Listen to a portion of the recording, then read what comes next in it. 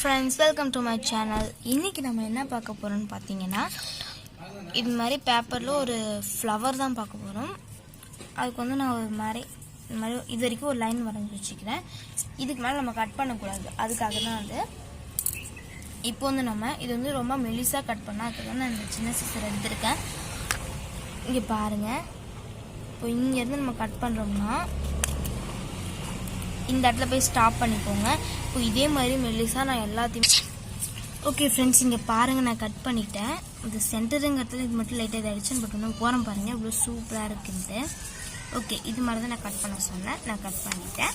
இப்போ இந்த மாதிரி வந்து ஒரு பேப்பர் எடுத்துக்கோங்க. நீங்கள் எந்த பேப்பர் வேணாலும் எடுத்துக்கலாம். நான் வந்து லைட்டாக ஜிக்ஸாக் பண்ணியே எடுத்திருக்கேன்.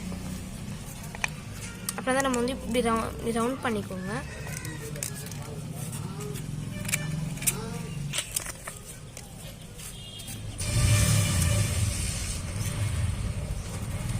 ஓகே ஃப்ரெண்ட்ஸ், இங்கே பாருங்கள். இப்போ இது மாதிரி பண்ணதுக்கப்புறமா இந்த இடத்துல நான் வந்து ஒட்டிடுறேன்.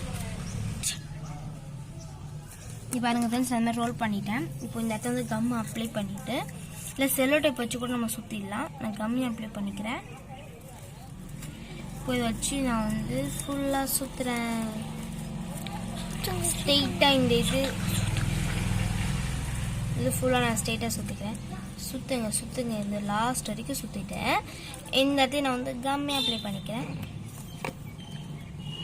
ஓகே, இப்போ இந்த கம் ஒரு 2 minutes காயட்டும். இது வந்து என்ன பண்ணணும் பார்த்தீங்கன்னா அப்படியே இந்த பக்கம் இப்படி இழுத்து விடுங்க.